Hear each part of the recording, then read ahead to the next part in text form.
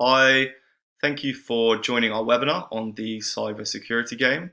My name is Jacob Tranter. I am the sales director here at Resolution. The webinar is going to be around 20 minutes long, covering ourselves and our relationship with Cisco, the new now, the impact of COVID-19 on cybersecurity, how criminals and hackers view cybersecurity as a game, and the ways in which we can safeguard employees' data and systems.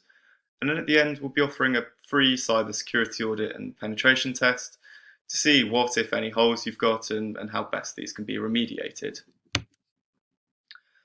So about us, we're a Cisco Premier Partner based in Harrow, just outside London. We've been running for 6 years now and were founded by ex-Cisco Gold Partner engineers, so we're a very techie business. We solely specialize in Cisco network security and cloud, whether that's Meraki or Cisco.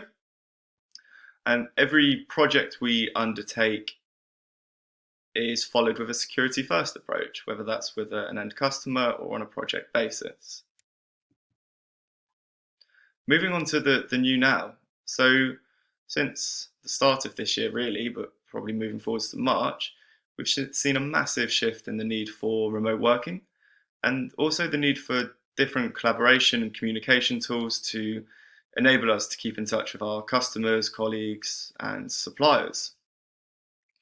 Something that we're noticing a lot of at the moment and requests from customers is the need or the want to reduce the office space.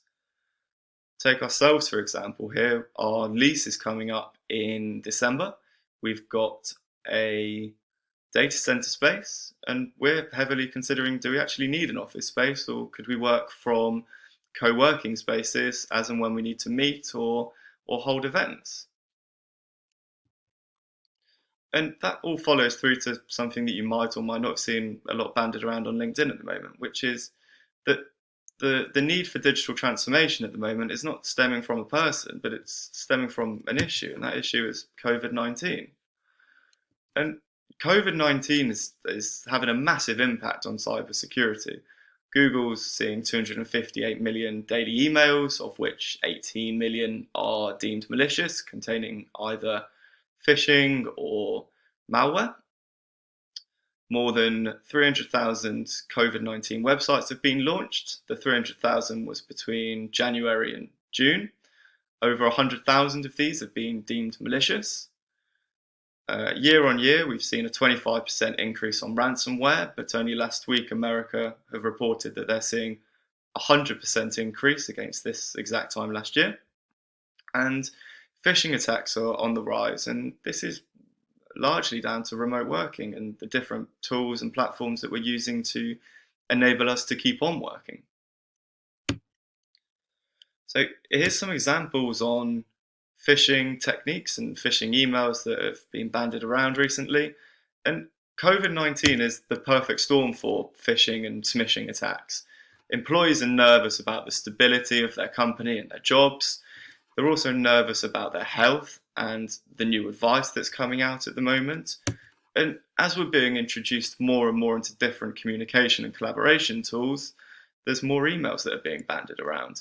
And fundamentally, a well-placed phishing attack takes advantage of our human flaws, I suppose, so emotions, fear, and uncertainty. Moving on to why criminals see cybersecurity as a game. So there's 3 different types of hackers. You've got black hat, which hack for profit and for their own kudos. You've got white hat, which are employed or contracted by companies or users, and they don't use any illegal techniques. And you've got grey hat, which kind of sits in the middle a little bit. So they don't hack for monetary gain, but they do operate illegally. And the whole purpose of a hacker is to either find or create a vulnerability and then exploit that. And there are many different vulnerabilities, but the most critical vulnerability in any scenario and in every organization with cybersecurity is the human element. Take Twitter's last attack, for an example. So it was only down to social engineering that the hackers were able to gain access to the admin area of Twitter to be able to reset users' passwords, read their private conversations, and also post on their behalf. Taking it into a real world example, if you were a burglar, which house would you pick? Would you pick one that's got a fence and CCTV and alarm system, or would you choose the easy option? And this is the exact same with cyber criminals. Hacking is a numbers game. The more companies and more people they hack, the more data that they've got, and the more data that they can sell, or the more that they can hold a company to ransom. So, how do we actually protect employees' data, applications, and endpoints in the new now? So, the first port of call or the first layer of security should always be at the DNS or internet layer. We've got employees now using on average of 2.3 devices for work every day. Employees are working remotely, and prior to lockdown, 66% of companies allowed some form of remote working, and that's shot up to more than 90% now.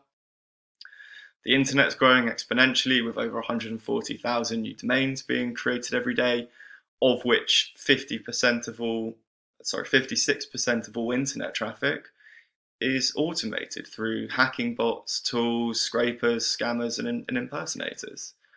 And this coupled with the fact that we all require immediate access to everything. If it doesn't exist on page 1 or page 2 of Google, it probably doesn't exist. And if we can't load a website in 0.2 seconds, we'll just move on to the next one. Moving on to the need for application security. Now, more than 99% of small to medium-sized businesses are utilizing software as a service.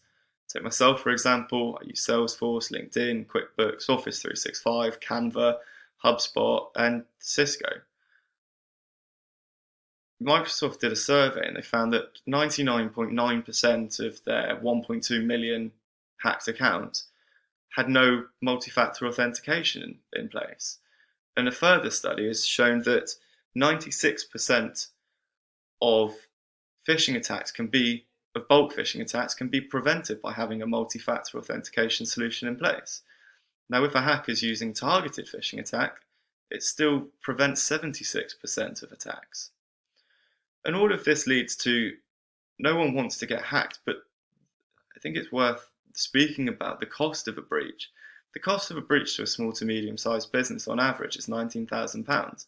Now, this is due to wasted employee time, the consultancy required to get the business back to where it was, and also lost business from customers.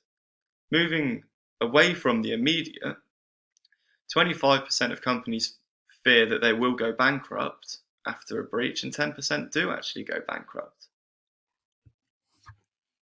Moving on to the endpoint security side of things, I'm pretty sure you've probably got an antivirus solution in place, but the majority of antivirus solutions claim to block 99% of threats. But what about the 1% or the 0-day threats?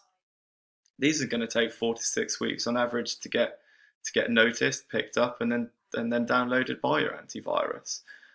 We should be looking into next generation antivirus to scan files and also to execute what they deem as dodgy files remotely. Put it in a sandboxing environment so that no harm can be done to the endpoint. We're also seeing a massive rise of fileless malware. This is malware that stores itself on the RAM of a computer or the memory of a computer.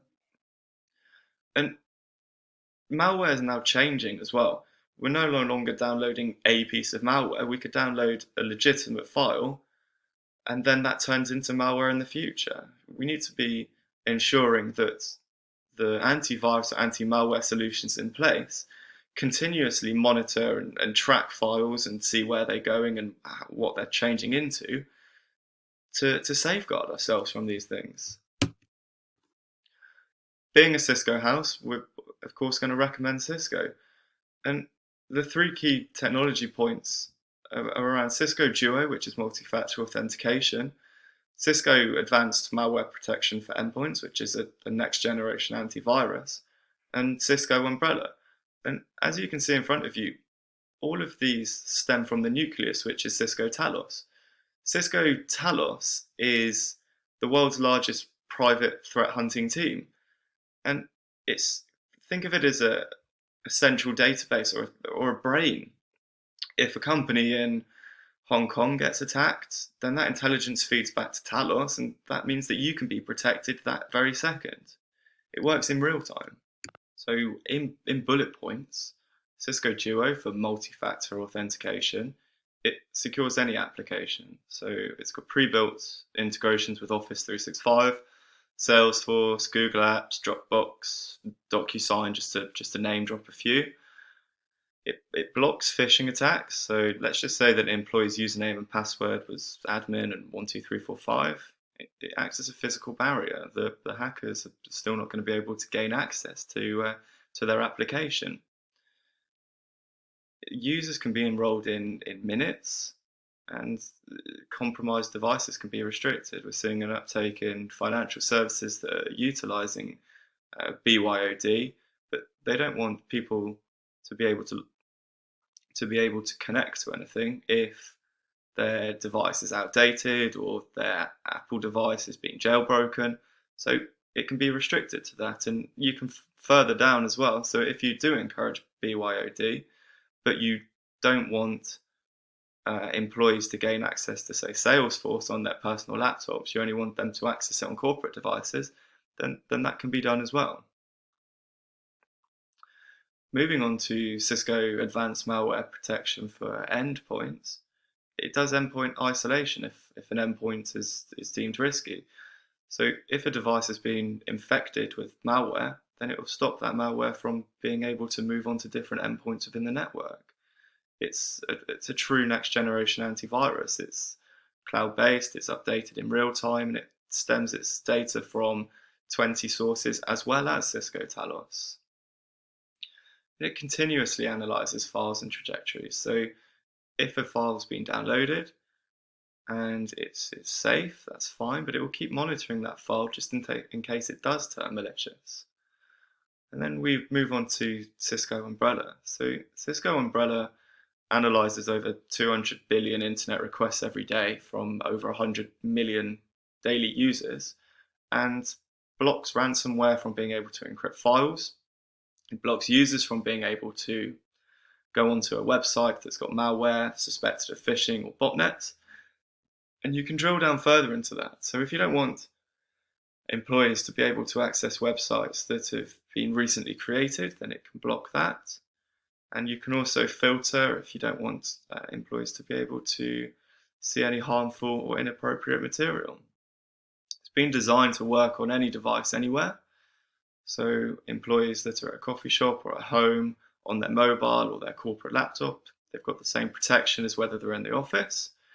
And it's because of Umbrella's partnering with 100 different ISPs and its presence in over 30 different data centers, it's actually got faster DNS resolution speed than Google itself does. So moving on to the free cybersecurity audit, we'd like to run a phishing simulation so you can see exactly who's clicking on phishing links and take action and be able to educate those users on what is a phishing email and why they shouldn't click on it. We'll run a network vulnerability scan to see if there's any weaknesses. So do an internet security assessment to see how best you can protect yourselves moving forwards. And we'll deliver a report with our recommendations that you can do with what you want. And we really pride ourselves on our proof of concept. So all solutions that we provide are supported with a free trial. We'll install, configure, and make sure that you get all the reporting that you need to ensure that the free trial is as successful for you as it should be. And the beauty of Cisco is you can trial everything for free, make sure that it works for you and that it's fit for purpose, and then go forwards from there. So thank you very much for your time today. I hope that you found this webinar informative and useful. I'll be following up with an email after this just to gain your thoughts and run over either the proof of concept or the internet security audit. And if you've got any questions, feel free to reach back to me. But thank you very much for your time again.